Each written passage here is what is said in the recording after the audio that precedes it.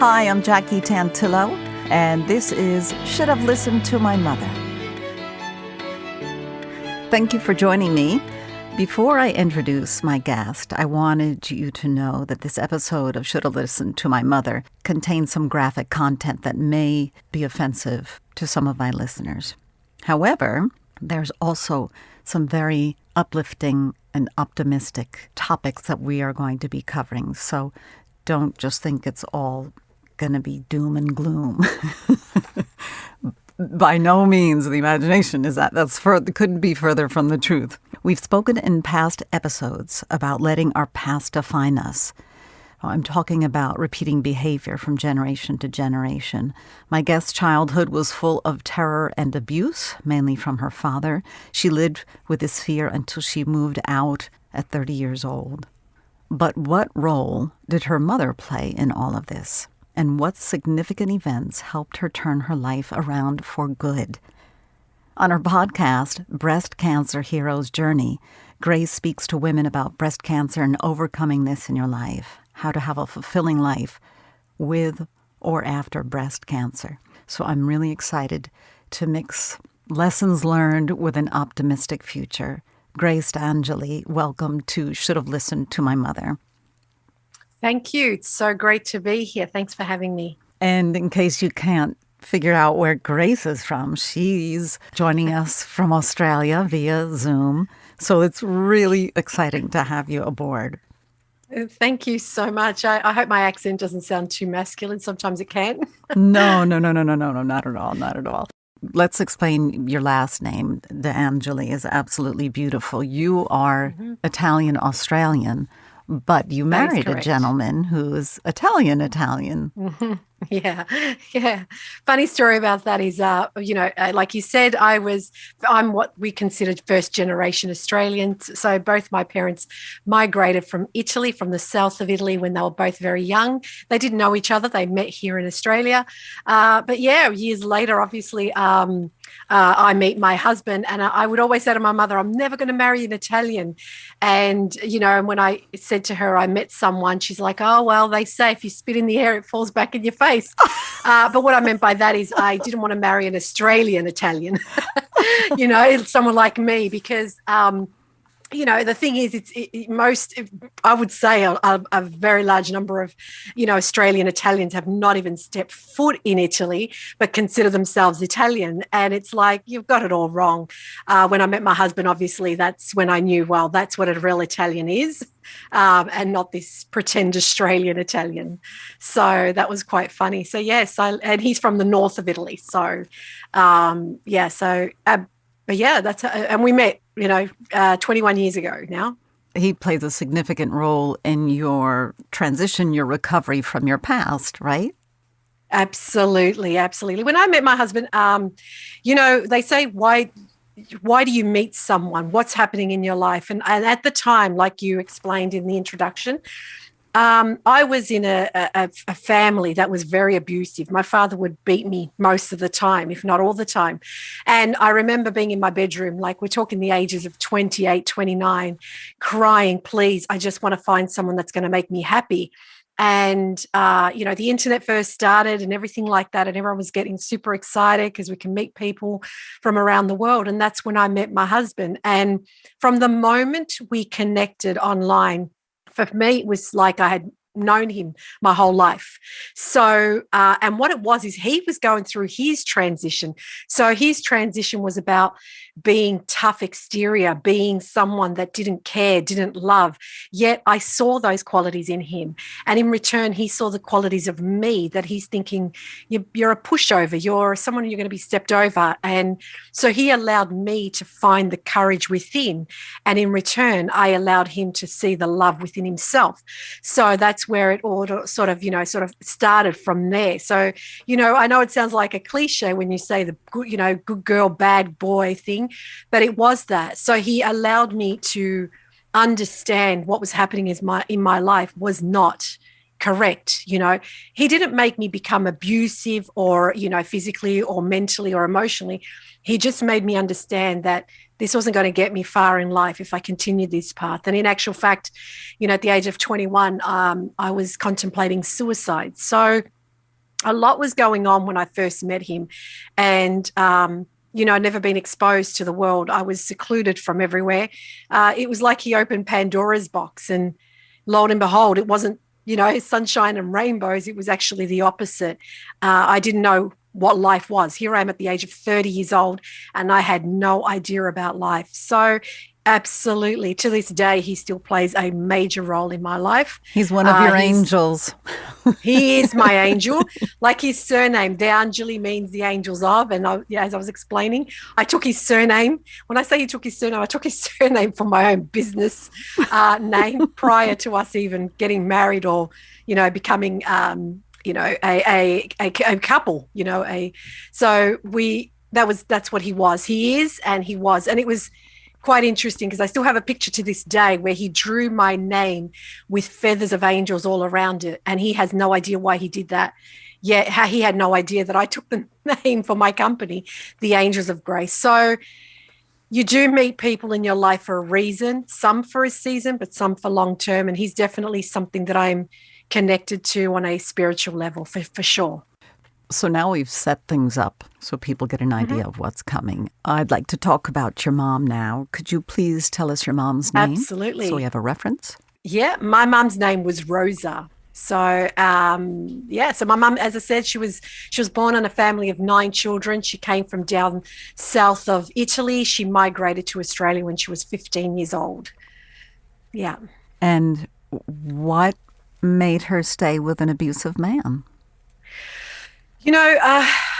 A lot of people don't understand the cultures. See, I'm not sure if it happened in America. When a lot of Italians came out to Australia, what they did is they brought what we call the old Italy, the cultures, the respect, the integrity, the morals, and everything else of an old Italy. Had they gone back, 20 years later or 30 years later, they would have seen it was completely changed.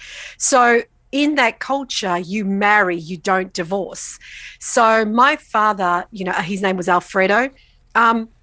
He came from a background that wasn't pretty either. He lost both his parents when he was 5 years old, and he was pretty much orphaned most of his life. And he was sent from house to house to house where he, copped a lot of abuse. He copped a lot of physical abuse. People would beat him and things like that. So I guess when you look at that and you sort of go, well, he did the best he could with what he had. My mother didn't come from an abusive family, but she came from a very stern family where once you make your bed, you lay in it.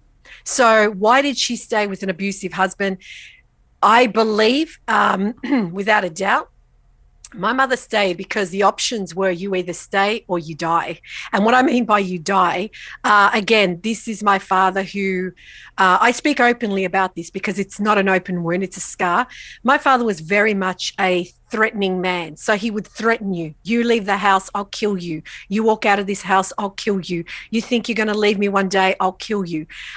So even though they were words, they were very much ingrained into my mother's head. So that's why my mother never, she never left. She had, and I know it sounds horrible when I say this, but had my mother passed away after my father, she would have lived a fulfilled life. But my mother didn't live a fulfilled life. My mother lived a secluded life. She was secluded by her family in the sense my father wouldn't allow her to visit family. He was always, your family doesn't know what's best for you. He was sort of like, when I think back about it, you could call him a narcissist in a way. It was all about him and what he wanted. So you can understand where my mother didn't, she was a woman who wanted to do the right thing. She wanted, Rosa wanted to do the right thing by her culture, by her family. She wanted to be a respectful mother. She wanted to be a respectful wife. So she did whatever she felt was necessary. And if it meant that her children were abused and she couldn't talk up, that was one of them, because she feared her own life as well. Okay, so wait, I want you to, there's a lot. There's a couple of things. And I know this is a very difficult, complicated discussion, but for anyone who's listening and is in a similar situation to your mom, I believe that you have options. One has options to get out of this relationship.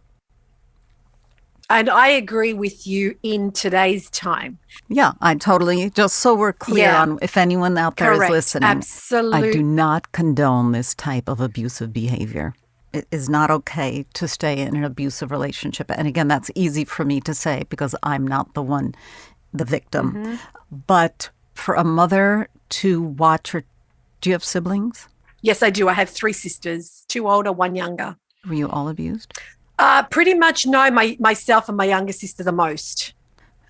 That must have been very painful for your mother to see that and to watch it.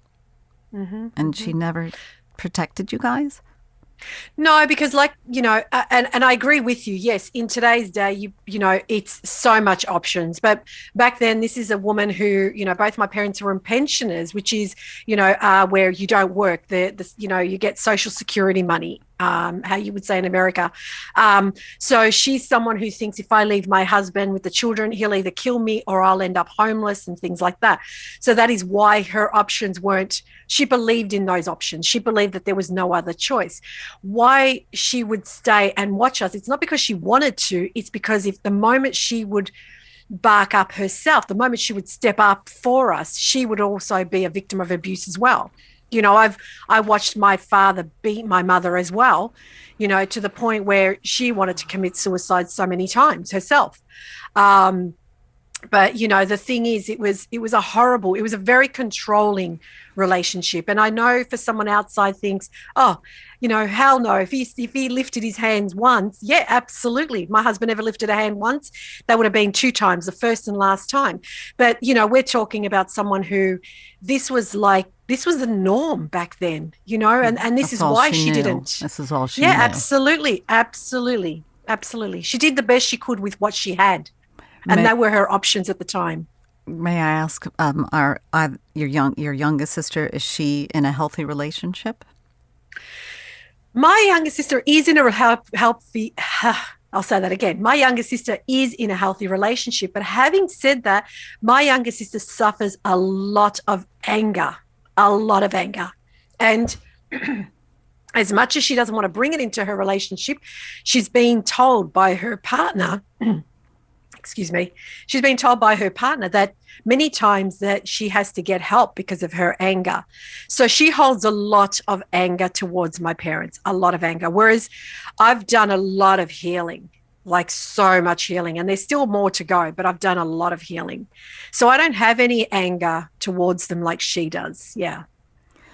So your mom was very good at keeping a good house and making sure the meals were prepared and on time and everything was in order, so your dad wouldn't have a reason to get angry.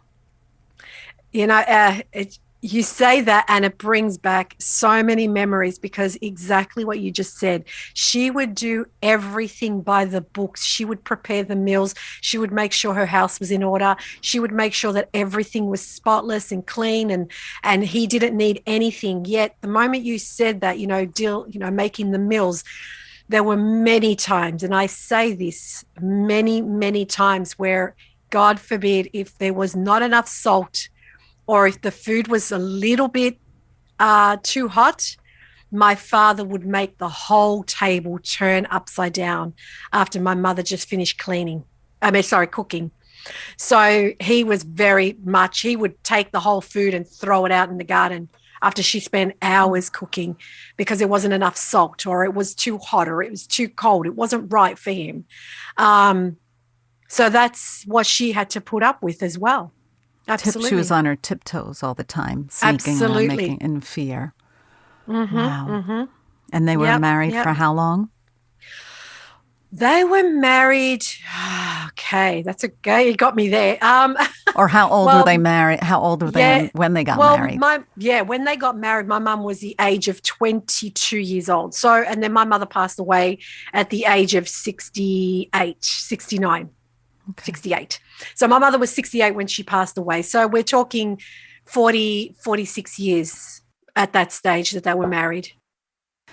I know that based on what you wrote to me, you said that you've forgiven both of your parents. Is that correct? Because you've been able to move on. Absolutely. So what is something you would say to your mom today? What, if she was here? I would definitely say to my mum, I loved you unconditionally. And I understand what you were going through, and you're very brave. You're very brave because, excuse me, you're very brave because you managed to still raise 4 children, and you're an amazing woman, because that takes strength, because not once, even though you did want to take your life, you never did, because you knew the consequences of leaving us behind. You knew that our father would probably have killed us had you left us, because he didn't want to be burdened with 4 children, knowing that his wife shamelessly took her own life. So I would have said to her, thank you for having so much courage, so much patience, to endure what you did. You were a lot stronger and a lot wiser that you let on. Absolutely. This is tough stuff. Like you said, it isn't always just so easy to run away, to get out. And it took a lot for her to stay there, as traditional as it was and all that. And it wasn't the norm to get up and leave. Like you say, it wasn't easy for her either. And when I look back on that, my mother did die of uterine cancer. She had breast cancer and uterine. Within 12 months, she was diagnosed with both. So we don't know which came first, but most likely uterine cancer. And when my mother passed away, and I know this is going to sound horrible to the viewers, and I really want you to understand what I mean by this. My mother gave up living because she must have thought, oh, do I want to live another 20 years with an abusive man? No, I'm going to check out. So that's why she gave up at the end. I truly, truly believe, had my mother been diagnosed with uterine cancer or breast cancer today after my father passed away, it would have been totally different. She would have held on. She would have fought hard. But the thing was, why it's like, and I want people to understand where I'm coming from. This is obviously my opinion and her daughter, but why go through one sickness only to get better and live in another sickness for the rest of your life? That's how I see that. As you said, if your father had already passed, then she would have perhaps, hopefully fought really hard to stay alive so she could have a good life with her children. Absolutely. Had your dad absolutely passed. Yeah. That's unfortunate that she didn't get that opportunity. But I believe that she's free. She's free now, and she's Absolutely. very close by. Yes. Oh, always, always. When I got diagnosed myself, I knew that moment. I was diagnosed with cancer. I knew it was my mother who allowed me to get diagnosed early. I knew, she would have been, nah, you need to go and get checked ASAP, Grace. I'm not having this to you. What I mean by that, she didn't want me to have it, but it's like she warned me, and I believe she still is with me. But those moments when I got told those 3 words, you have cancer, I remember the first thing I said was, I'm so sorry, Mum, because I knew it would have broken her heart. She would have done anything and everything. And she did, to the point when she was in palliative care, she begged the doctors to take a blood test to make sure that we weren't into the BRCA, it wasn't genetic. So it passed down to all the children. Correct. Yeah. So how is it, may I ask, that you are so different from your mom in a way? Or could you please explain your similarities and your differences? Well, I am very much like my mother, in the sense, if you look at my body type, if you look at my features and everything, even to my nails and my feet, I have everything of my mother. So growing up, seeing what she went through, and people saying to me, you're going to be exactly like your mother, that was my wake up call. It's like, oh no, I'm not going to be like my mother. So that's what made me realize that I ain't going to be like her. I'm not going to be in I would rather be alone than in a relationship with an abusive man. I'd rather have nothing than everything and be miserable in my life. So it's not that I didn't want to be her. I wanted all her good qualities, which I got. I'm a very loving person. I always, put on meals and prepare for people. I love doing that. That's how I find happiness and love, by expressing my love through food, through gatherings, things like that. So I took all of that from her. I took her morals, as well. But what I realized is if I went down the same path as my mother did, I would be sick and I would die from a disease like she did. So that's when I thought, I can't have these qualities that you have, Mum. I have to change. I have to start looking after myself. My mother wasn't one that would exercise or, eat properly, things like that. She wasn't overly obese, but she wasn't slim either. Whereas I'm not obese, but I'm not slim, but I'm healthy. I look after myself. I go and dive into the ocean at 6 o'clock in the morning when it's freezing cold. Wow, I do all good of for these you. things. Yeah. Yeah. But you know what I mean? And it takes all of this stuff to do, but it's my way of healing my mind, my spirit. So I knew that my mother never did that, because we're talking about someone who was born in the 40s, what would they know about your spirituality and things like that and your emotions? They were told to suppress all of that. So I knew the moment my mother passed away, I remember turning to my husband and I said, I will never, ever be like my mother. And that was the moment I changed my life myself. And I thought, no way, I'm not going out like she did, where she was miserable to the end. She was miserable. When I say miserable, she was sad. She was so hurt that she was let down by her husband that I thought, I don't want that. So that's when I started to heal myself. As much as I want to, it's their fault. I don't blame my parents. I actually thank my parents for who I am today. It's made me the strong woman I am today. It's made me sit up straight and take notice when things aren't right. Things like that, And I remember once I moved out of home and my mother had passed away, I remember sitting opposite from my father and thinking, you can't hurt me now. You can't do anything to me now. You can't hurt Mum and you can't hurt me anymore. So that was the biggest lesson, is I knew that I took so much from her. I do. I look, like I always say to my sisters, just look down at your hands. Mum is always with you. I look at my hands and I know she's part of me. But I know that I wasn't going to get the abusive side from that. I knew I was going to get her strength. I was going to live through her strength that she had, through her courage. And that's what I've done. So I think that was the biggest lesson. Miraculous how you have transitioned, because it doesn't always turn out that way. She sounds remarkable, and it's so unfortunate that she never had, in this lifetime, that she didn't have the opportunity to really blossom and grow and be happy. And did she ever have music on? Did she love art other than cooking and the fear for your dad? Did she ever celebrate life? Very, very rarely. It's really sad, because when Mum passed away, to find a photo of my mother smiling was really, really hard. That's the honest truth.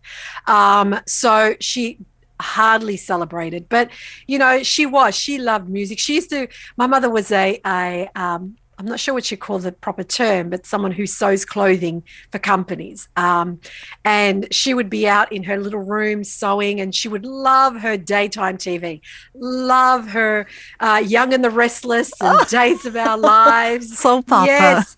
Yes, she loved them. She would sit out, and my mother loved coffee. When I say my mother loved coffee, I think when my mother passed away, some manufacturer lost a lot of money, because my mum was supporting them, because she loved her coffee. So she would always sit there and she would tell us to put on her TV, and she'd be put up the volume, because obviously the sewing machine was loud. And she would be like, and then you would watch her through the kitchen window, and there she is, just paralyzed, watching, the Young and the Restless or one of those shows, going, I can't believe that just happened, and us I love being that children, thought. we never understood it. We're like, what is she talking about? It's like we looked at it like TV show, but my mother was like, this is life and death. This is what's going to happen to this poor girl. So they were beautiful. They were beautiful. They were the beautiful moments and things like that. And I guess my mother told me she loved me 5 years before she passed. So that was the first time my mother ever said the words, I love you. Wow. Really? And yes. Why do you think that is? Because she was diagnosed with cancer at the time. But your whole life, she never told you? My whole life, never.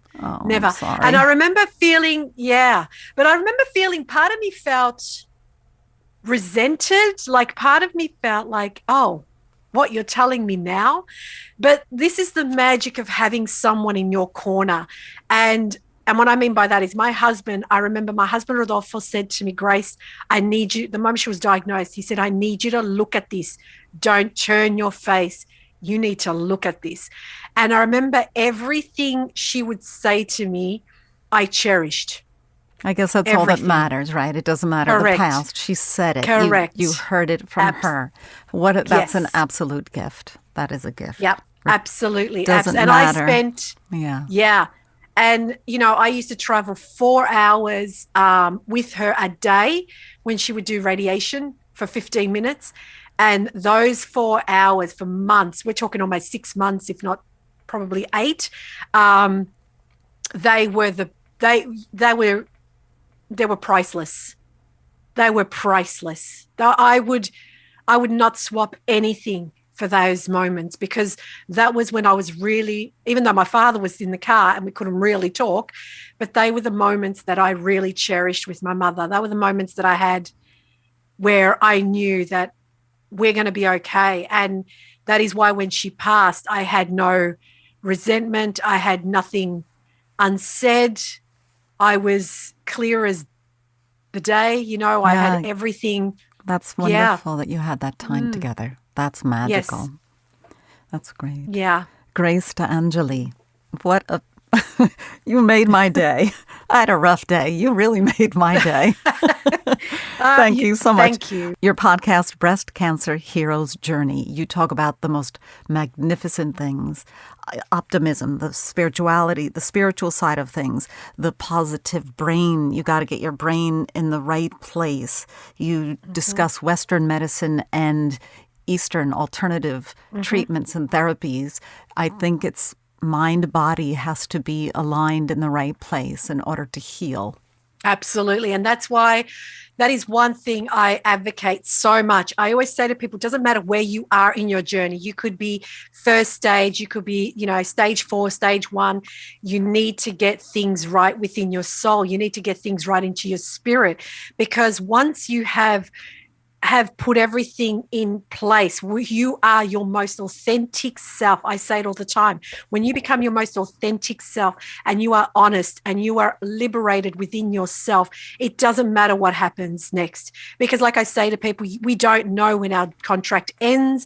We could all go through breast cancer and survive it, and 25 years later get hit by a bus, 4 days later get hit by a train. God. We have no idea. So I always say to people, don't look at it as a death sentence. Look at it as a way to heal yourself. So I forgave myself first, and then I forgave my parents. And this is why I'm able to speak about this today. And like I always say, if it's still an open wound, heal it. When it's a scar, you can talk about until the cows come home. Nothing changes. So that's the one thing I advocate to a lot of women is be your authentic self. Love yourself so much. So much. Thank you, Grace De Angeli. Australia is ringing and shouting with joy, and we've come all the way across the seas to America and India and Europe and all over, that this podcast is reaching out to people and talking and sharing stories of the role their mother played in their life. Thank you for joining me on Should Have Listened to My Mother. Thank you for having me, and thank you for your podcast as well, because it's really important how we take so much from our mothers. They obviously have the most important role in our lives. So I appreciate your podcast, and I appreciate your listeners listening in to your podcast. Thank you so much for having me. Thank you. We'll be in touch soon. Grace De Angeli, your name is beautiful. I could say it 100 times. I'm Jackie Tantillo, and we will be back next week with another episode of Should Have Listened to My Mother.